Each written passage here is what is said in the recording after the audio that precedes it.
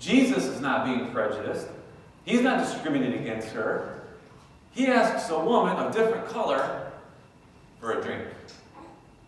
All right? And she's kind of shocked by this. I think she just preferred Jesus would stay with his kind. That's the dialogue that's going on here. I don't know if you've ever seen this before. Okay? She's the one being prejudiced.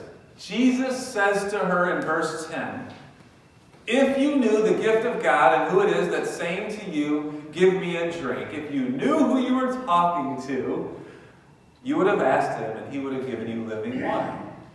So look how Jesus confronts prejudice. Right? She's prejudiced to him. He confronts it this way. He doesn't judge her, doesn't discriminate against her. Right? He deals with it. Right? He understands that she doesn't know all the facts about him. But he's going to enlighten her. He's going to help her understand who he is and what he has to offer. Living water, which really means salvation. Right? Eternal life. Salvation is for all people of all colors. Revelation 7:9. John, Jesus' disciple, reports to us the vision that he saw.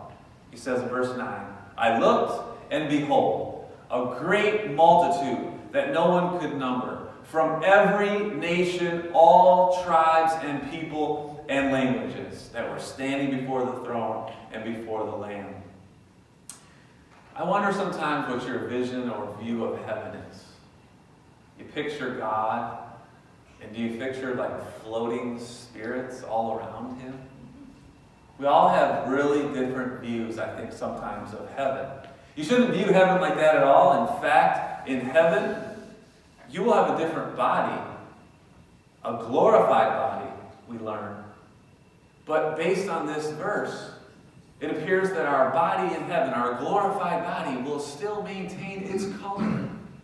How else would John know that there were people from all different tribes and languages?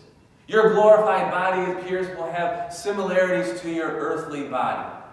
I know Sunday mornings, all over the country and the world right now, you go into churches and you recognize they're still pretty segregated.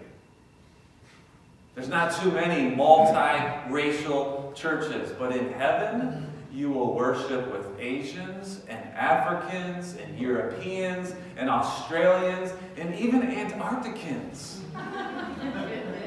Although I think their robes are insulated because, they're from the South Pole. But when you understand this truth about heaven, then you can be the solution to having what was in heaven on earth. Isn't that what Jesus taught us to pray? On earth as it is in heaven? Yeah. We all worship God together because salvation is for all people. If you want to be part of the solution to end racism, then you got to think differently about different people. And you got to recognize they're all in heaven.